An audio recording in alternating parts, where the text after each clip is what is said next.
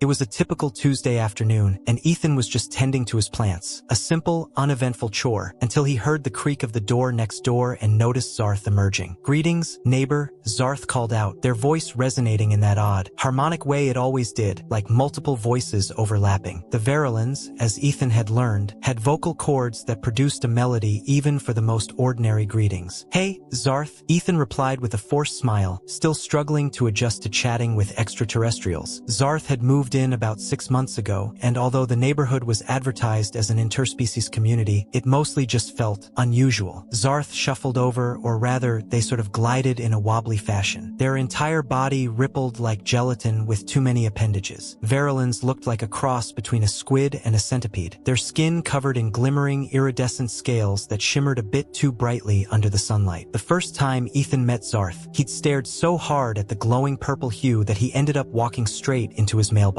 "Is everything all right?" Zarth asked, tilting their bulbous head to the side. Their 5 eyes blinked, one after the other, in quick succession, a gesture Ethan had come to associate with either curiosity or nervousness. He still wasn't sure which. Realizing he was staring again, Ethan cleared his throat. "Oh yeah, nothing's wrong. Just watering the plants. You know, earth plants, they need a bit of maintenance." Zarth emitted a bubbling sound that Ethan now recognized as their version of laughter. "Interesting. We Verilans simply infuse our soil beds with nutrient-rich ooze. Your earth methods seem so inefficient." Ethan let out an awkward chuckle. "Yeah, pretty inefficient." He tried to focus on his plants again, but he could sense Zarth watching him or blinking. The way they blinked was distracting, and suddenly the air felt thicker, almost warmer. Ethan straightened, sniffing the air. "Do you smell that?" Zarth's shimmering scales shifted to a deep shade of violet, and they made a soft squeak, something Ethan hadn't heard from them before. "Oh no," Zarth muttered, their head darting around nervously. "It's beginning." "What's beginning?" Ethan asked, his brow furrowing. Zarth shuffled closer, their multiple legs moving in a synchronized fashion. "Ethan, I am entering the Tareth." Ethan blinked, trying to remember if he had seen that term in one of the Alien Neighbors Guide booklets they handed out during orientation. The what now?" "Tareth," Zarth repeated, louder this time, making Ethan take a step back. "It's the sacred period of reproduction." "Wait, hold on, reproduction? Like mating?" Ethan asked, coughing as he processed the information. Zarth's 5 eyes blinked rapidly again. "Yes, mating. We Verilans release specific pheromones into the air to signal readiness. We don't require physical contact, but our signals attract potential mates." Zarth hesitated, all their eyes locking onto Ethan. "Oh, this is not good." Ethan's eyes went wide. "Whoa, wait, you're not saying..." Zarth quickly scuttled back, their legs moving frantically. No,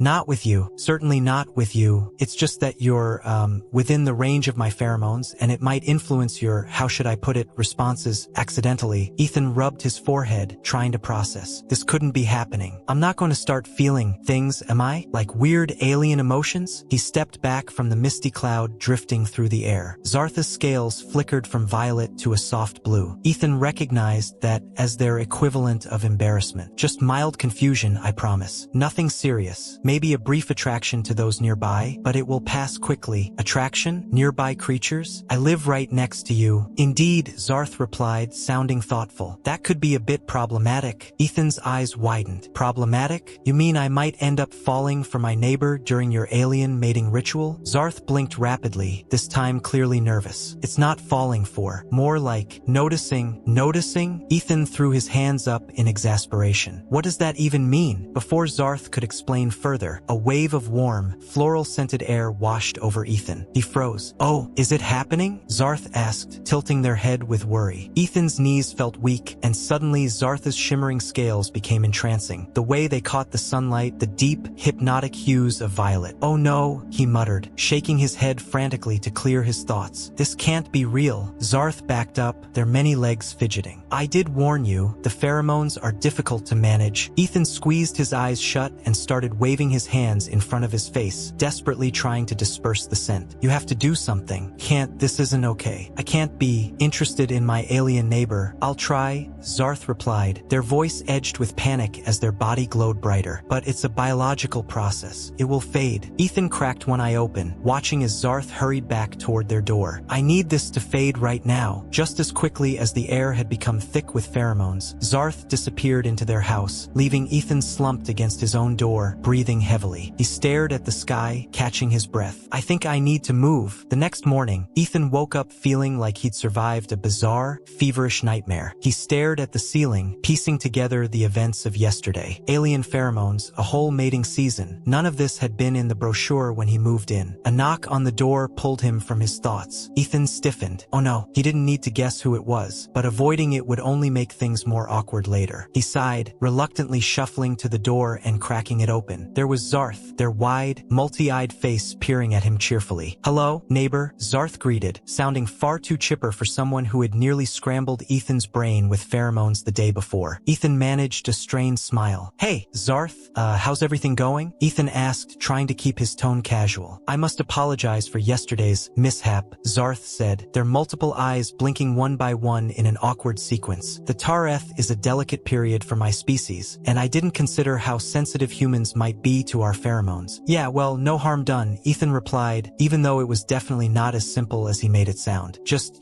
maybe keep the pheromones indoors next time." Zarth bobbed their head, a gesture Ethan had learned meant agreement. Of course. I have fully sealed my home now. No more leaks." Ethan let out a sigh of relief. "Good. I'd rather not spend my afternoons feeling strange." Zarth shifted uncomfortably, their skin flickering to a light lavender shade. "Actually, I wanted to ask you something about human courtship practices." Ethan's stomach sank. "Oh no, I was hoping you could offer guidance," Zarth continued, completely earnest. "I wish to learn how humans attract mates during this season. I don't think I'm the best person to." Ethan started, but the hopeful look in Zarth's blinking eyes stopped him. This was happening. This was really happening. "Okay, what do you want to know?" Zarth hesitated, twirling one of their tendrils. "Humans have such complex behaviors, gifts, gestures, movements. For Verilans, we emit our pheromones and let nature respond. But you," Zarth leaned in, blinking rapidly again, "you seem to put in much more effort." Ethan blinked, taken aback. Yeah, we do, but we don't, just emit stuff into the air." Zarth nodded, looking thoughtful. "That's the confusing part for me. Instead, you use objects, right? Like flowers or shiny things. Is that how humans signal their intentions?" Ethan couldn't help but chuckle. "Yeah, sometimes we give flowers or gifts to show interest." Zarth tilted their head. "How many flowers should I give to express my intent? Would 50 be appropriate?" Ethan nearly choked. 50? No, that's way too much." Zarth blinked all 5 eyes at once, puzzled. "Oh, so fewer? Maybe 20? Ethan rubbed the back of his neck. "Still too many. Think smaller, like 3 or even just 1. One's usually a safe bet." Zarth's skin glowed bright pink, probably excitement, Ethan guessed. "Interesting. And after the flower is given, the next step is wooing?" Ethan swallowed. "Yeah, kind of. You have a conversation, get to know the person. Humans like talking, ask about their day, that sort of thing." Zarth's eyes widened in surprise. "Conversation is part of the process?" Ethan nodded. "Yep, lots of talking." Zarth shook their head in disbelief. "How inefficient." Ethan grinned. "Yeah, well, that's Earth for you." Zarth paused, as if processing the information. "So, let me make sure I've got this right. I offer 1 flower, engage in conversation, and then the mating happens." Ethan's grin faded. "Whoa, no. There are way more steps between giving a flower and, mating." Zarth's eyes blinked rapidly, clearly confused. More steps, Zarth echoed. "Yes, way more," Ethan clarified, waving his hands for emphasis. "Humans usually date for a while first. We go out to places, have dinner, see movies, things like that. You can't just give a flower and expect, mating." Zarth's skin flickered back to violet. "This process sounds incredibly complicated. It must be exhausting." "Trust me, it is," Ethan muttered, thinking back to his last few awkward first dates. Zarth leaned in eagerly, blinking all their eyes. "So, you must have much experience with this. Can you help me practice?" "Practice?" Ethan stammered. "What exactly do you mean?" Zarth gestured with several of their legs. "A simulation, of course. You will pretend to be a human partner, and I will practice my courting skills." Ethan's brain seemed to stall for a few seconds.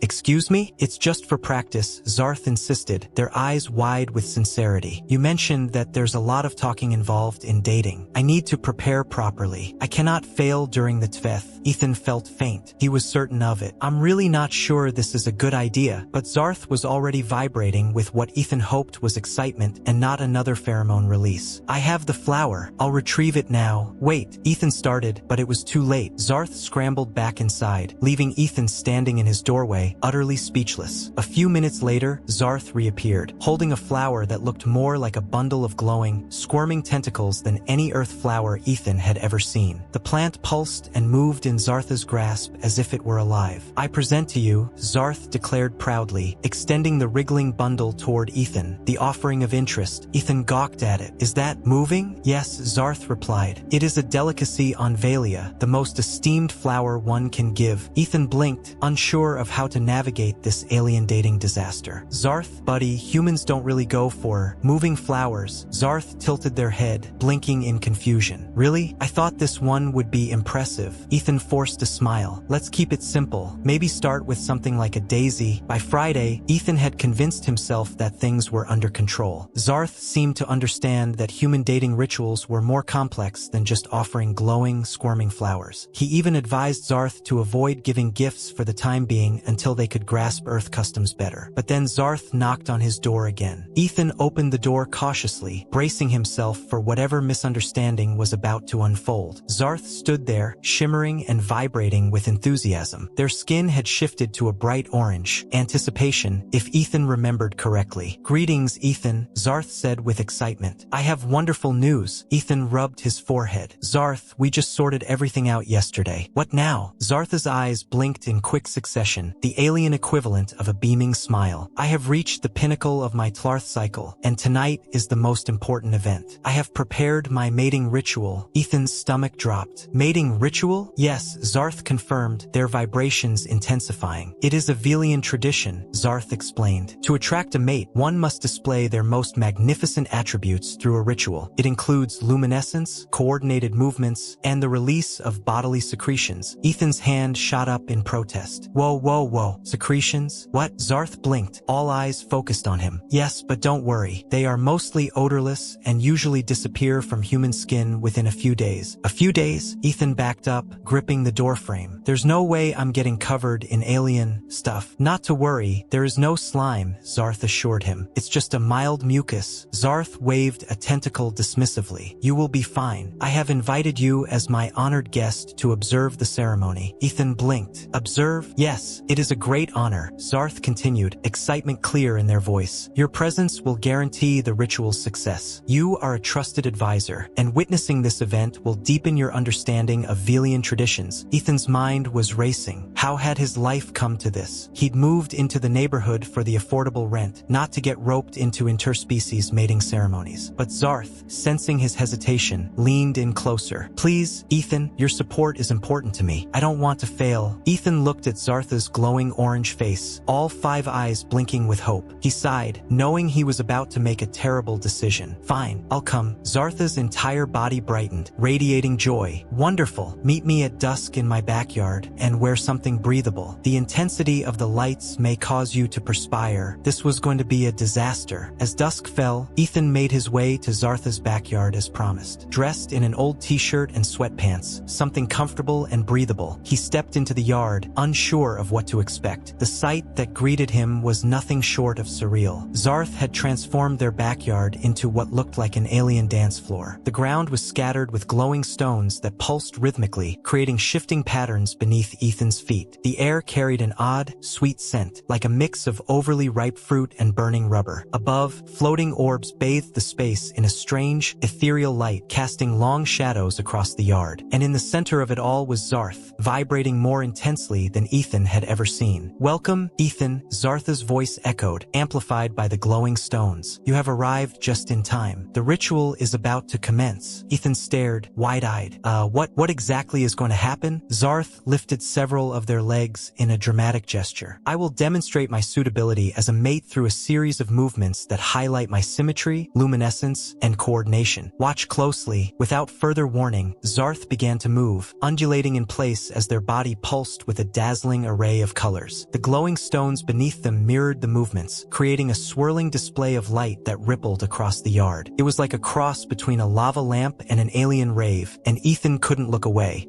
He managed, completely captivated by by the spectacle. Zartha's body swayed in a rhythmic pattern, glowing bright green one moment and shifting to deep violet the next. It was strangely captivating. And then, things got even stranger. As Zarth continued their movements, dancing, Ethan assumed. A low hum filled the air, gradually rising into a high-pitched whine. Suddenly, Zarth began releasing small bursts of what looked like sparkling particles into the sky. Is that? Ethan squinted, noticing that the glitter was alive. Tiny, glowing insects buzzed around Zarth, drawn to the flashing colors radiating from their body. Yes, Zarth responded, maintaining their undulating dance. The Keela flies, they are attracted by pheromones and light. This means the ritual is progressing as expected. Ethan watched, eyes wide, as Zartha's performance continued, their skin now glistening with the promised, mild mucus. Thin streams of the sticky substance dripped down, pooling at the base of Zartha's many legs. Ethan gulped. This was far beyond anything he had imagined. The dance intensified, Zartha's movements becoming more frenzied, the colors on their body flickering rapidly while the hum of the Keela flies grew louder. It all seemed to be building to a climax. Just when Ethan thought he'd seen it all, Zarth let out a deep, resonating warble, threw their tentacles wide, and splat, a huge burst of mucus exploded from their body, splattering the ground and Ethan. Ethan froze. He looked down, horrified. The mucus was everywhere, coating his shirt, pants, and shoes. Oh my God, he muttered in disbelief. It's all over me. Zarth, still glowing and seemingly pleased with their display, looked at him with anticipation. Success. The mucus is the final sign of completion. The ritual has been executed perfectly. Ethan blinked, his hands hovering as if afraid to touch anything. You just covered me in mucus. Zartha's eyes blinked slowly. Indeed, it is a sign that the pheromones have reached their peak. You are fortunate to have witnessed it. Ethan's jaw dropped. I'm not fortunate. I'm drenched. Zartha's skin flickered to a puzzled yellow. But I told you, the mucus will dissipate in a few days. A few days? Ethan shouted, his frustration spilling over as he flung his arms around, sending splatters of mucus flying. I have to go to work tomorrow. Normal, human work. I can't show up looking like this. Zarth shifted, their body language becoming uncertain. I didn't anticipate this reaction. Perhaps I should have offered protective coverings. Perhaps. Ethan's voice was nearly hysterical. Zarth blinked, apologetic. Would you like a towel? Ethan stared, completely speechless. That night, Ethan spent hours scrubbing off alien mucus. No matter how much soap and water he used, the slick texture stubbornly clung to his skin. By morning, he was exhausted and frustrated, but at least he smelled less like a chemical spill. The worst part was, he couldn't stop replaying the night's events in his head. Zarth had been so genuinely proud. They really believed the whole ritual had been a triumph. And even though Ethan's logical side told him to be furious, a small part of him felt guilty. Zarth had tried their best. It was just unfortunate that Ethan ended up being the unintentional casualty of an interspecies cultural misunderstanding. With a groan, Ethan dragged himself out of bed, deciding to face the day. It wasn't like he could avoid Zarth forever. They lived next door after all. He might as well go over, check on them, and maybe figure out how to fix whatever mess their friendship had turned into. After throwing on a fresh t-shirt and some jeans, making sure there were no mysterious alien stains left behind, Ethan marched across the lawn to Zartha's front door. He knocked, half hoping Zarth wasn't home. The door slid open almost immediately, and there was Zarth, 5 eyes blinking up at him in rapid succession. Their shimmering skin was a faint pink this time. Embarrassment. Ethan, Zarth said, their voice much softer than usual. I was not expecting you. Ethan rubbed the back of his neck.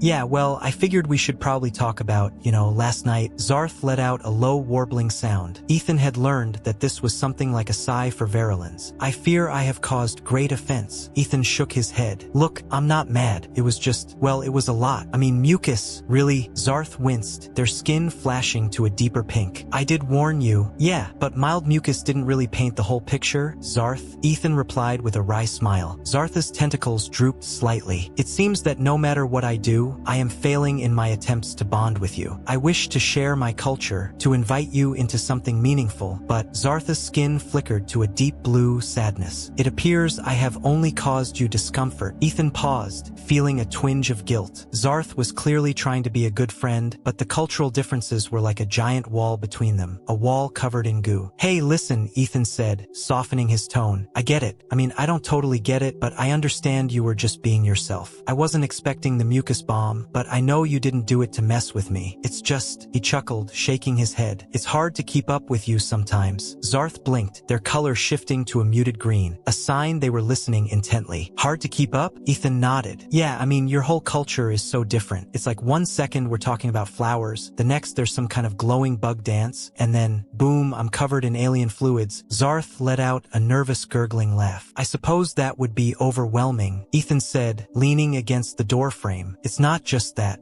Well, this whole mating season thing has been kind of messing with my head. Zarth blinked again curiously. Messing with your head? Have my pheromones caused lingering effects? No, Ethan said quickly, waving his hands. Not like that. I just mean it's been confusing. I wasn't really prepared to have a neighbor who's going through something so intimate, I guess. Zartha's eyes widened slightly, all 5 blinking in unison. Ah, I see. You are uncomfortable with my mating season. Ethan winced. No, it's not exactly that. I mean, yeah, it's awkward, but it's not like I can't deal with it. It's just, he trailed off, trying to find the right words. I don't know. Maybe I'm just not used to being around someone who's so open about their emotions. Zarth tilted their head, intrigued. Humans do not openly express their emotions during their mating seasons? Ethan's eyebrows shot up. Mating season? Humans don't have a mating season. Zarth blinked slowly, clearly processing this. Fascinating. So your species must mate at random intervals throughout your cycle. Ethan's face turned red. We don't call it mating, it's just dating. And yeah, we're not exactly as open about it as you are. We kind of keep it private. Zartha's skin flickered pink again. Ah, I see. You find my openness disconcerting. No, Ethan said quickly, then hesitated. Okay, maybe a little, but I think that's what's been bothering me. You're so honest about everything, your rituals, your emotions, and it kind of made me realize how uptight humans can be. We don't really talk about this stuff. Zartha's eyes blinked thoughtfully. So, you feel conflicted because I am more emotionally transparent than you are accustomed to? Ethan rubbed his neck again. Yeah, something like that. Zarth stepped a little closer, their skin glowing a soft yellow now. Understanding it is normal to feel discomfort when exposed to the unfamiliar, Ethan, but I have greatly enjoyed learning from you as well. You have taught me much about human culture despite our differences. Ethan looked at Zarth, surprised by the sincerity in their words. He had never thought about it that way. Maybe in all the chaos of alien mating rituals and mucus explosions, they had been learning from each other. I guess we've both been figuring things out, huh? Ethan said, smiling a little. I mean, who else would have taught you about Earth dating if it wasn't for me? Zarth let out that strange gurgling laugh again. Indeed, you have been a most patient teacher. Ethan laughed, feeling some of the tension dissolve. Yeah, well, just don't ask me to join another ritual, okay? Zarth blinked rapidly, and for the first time, their skin flickered with a vibrant green, a sign of amusement. I promise, no more mucus. The two of them stood there for a moment, the air between them less awkward, more comfortable. Despite everything, the misunderstandings, the alien weirdness, they had somehow managed to build a strange but genuine friendship. And maybe Ethan thought there was something more under the surface. He hadn't realized it before, but now, standing in front of Zarth, there was a strange flutter in his chest, not because of pheromones, but because he was beginning to see Zarth in a different light. Sure, Zarth was an alien, a weird, squishy, glowing alien, but there was something endearing about their openness, their honesty. Ethan wasn't sure what that meant yet, and he definitely wasn't ready to bring it up, but as they stood there laughing awkwardly in the aftermath of an alien mating disaster, he realized something important. Maybe it didn't matter if they came from different worlds. Maybe the connection was there, awkward as it was. Ethan blinked, then laughed. Well, good to know I dodged that one. He set the Codral stone down on the table, admiring the way it seemed to shimmer under the light. But seriously, Zarth, this is really cool. I've never had an alien friendship rock before. Zarth's skin shifted to a warm orange, a sign of happiness. I am glad you appreciate it, Ethan. Among my people, the Codral stone is given when a bond of trust and understanding is formed. It is a small way of expressing my gratitude for your friendship. Ethan felt a warmth in his chest that had nothing to do with the glowing rock. That means a lot, Zarth. I mean, I know things have been, well, weird sometimes, but I like having you around. You've made life a lot more interesting. Zarth's eyes blinked in unison, their skin glowing a soft green. I feel the same, Ethan. Your willingness to learn about my culture and accept my differences has made me feel welcomed. Ethan smiled, feeling that unspoken thing between them again. It was their there, lingering, but for now it felt comfortable, like the rhythm they had fallen into over the past week. Well, as long as you promise no more mucus surprises, I think we'll be okay. Zarth let out a gurgling laugh. I promise. The two of them stood there, a comfortable silence settling between them. Ethan glanced at the caudral stone again, marveling at its strange beauty. So, does it do anything? Or is it just, a rock? Zarth tilted their head. It is mostly symbolic, but if placed under moonlight, it will emit a calming light and play a soft melody. It is meant to bring comfort to those who hold it. Ethan's eyes widened. Wow, that's really cool. I think I'm gonna have to try that tonight. Zarth nodded, looking pleased. I hope it brings you peace. Ethan grinned. I'm sure it will. Thanks again, Zarth. Zarth's skin flickered back to the soft blue of contentment. It is my pleasure, Ethan. As Zarth turned to leave, Ethan called out, Hey, Zarth. Zarth paused, turning back. Yes, Ethan? Ethan hesitated for a moment, then shrugged. I know things are different between us, but I want you to know, you're one of my best friends. Alien or not, Zarth's skin glowed a vibrant gold, a sign of deep affection. And you, Ethan, are mine. Ethan watched as Zarth left, feeling a warmth in his chest he couldn't quite describe. Maybe it was the start of something more, or maybe it was just a deep, genuine friendship. Either way, he felt lucky to have Zarth in his life. And as he glanced at the glowing caudral stone, he knew that whatever the future held, he was ready for it, mucus incidents and all. Please tell me you're kidding. Are you serious? Zarth's expression was unreadable as their eyes flickered. Mostly, Ethan chuckled, shaking his head. Naturally, only mostly, Zarth moved a little closer, their tentacles fidgeting awkwardly by their sides. Ethan, can I ask you something? Ethan gave a nod. Sure, what's up? Zarth's skin shifted to a soft green hue, thoughtfulness. I have noticed that human connections are often quite complex. I was curious, do you think we have formed a bond that would be considered strong by human standards? Ethan blinked, caught off guard.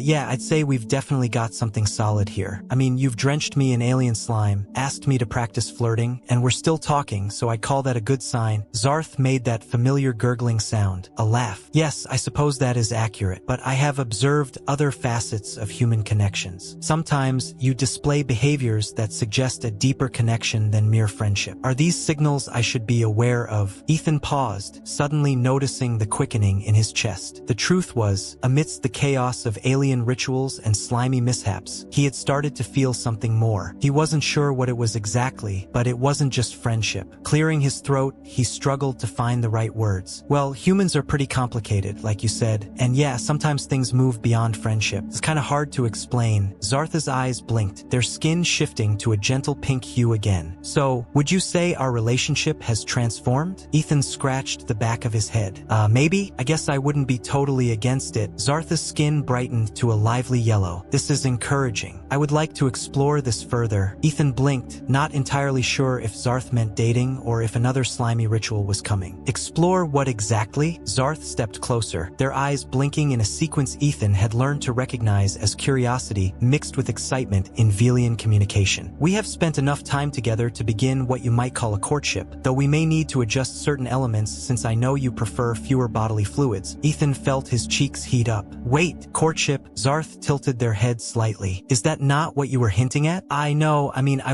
didn't mean. Ethan stumbled over his words, his heart racing. Look, I wasn't exactly suggesting we, date or anything, Zarth. I like you, but Zarth's eyes blinked rapidly as they processed the new information. Ah, so you do not wish to pursue a romantic bond at this moment. Ethan opened his mouth, then hesitated. I don't know. I'm just not sure I'm ready for exploding slugs and more goo. Zarth blinked slowly. That is fair. We shall remain as close companions. Ethan let out a sigh of relief. Yeah, being close friends works for me. Zarth's skin glowed warmly as they extended a tentacle, resting it lightly on Ethan's shoulder. I appreciate your honesty, Ethan. This human idea of taking things slow is unfamiliar to me, but I will follow your pace. Ethan grinned, feeling the tension lift. Yeah, taking it slow is usually the best approach. A comfortable silence settled between them until clang. A small metallic object fell from Zarth's highest tentacle, echoing as it hit the floor. Ethan's eyes widened. What was that? Zarth glanced down at the item, their skin flushing a nervous pale pink. Oh, that is the commitment tracker I was preparing. I may have misinterpreted the situation. Ethan stared at the glowing device, completely stunned. Zarth blinked. Would you prefer that I keep it for now? Ethan looked from Zarth to the tracker and back, then slowly nodded. Yeah, maybe let's hold off on that. Zarth dipped their head in agreement. As you wish. Ethan Ethan gazed at Zarth, a mix of amusement and affection sweeping over him. He couldn't help but laugh, shaking his head at the absurdity of it all. Zarth, he said, still chuckling, you really are one of a kind, you know? Zarth's skin shifted to a soft green, signaling contentment. And you, Ethan, are truly exceptional. I am fortunate to have you as my close friend. Ethan smiled, feeling the warmth of Zarth's words sink in. Yeah, he said, I feel the same. And as Zarth blinked at him in that familiar alien way, Ethan couldn't help but think that, despite all the chaos, awkwardness, and misunderstandings, maybe this was exactly what he needed. And that wraps up our story for today. If you enjoyed it and stayed till the end, please like and subscribe and stay tuned for more stories. Until next time, humans,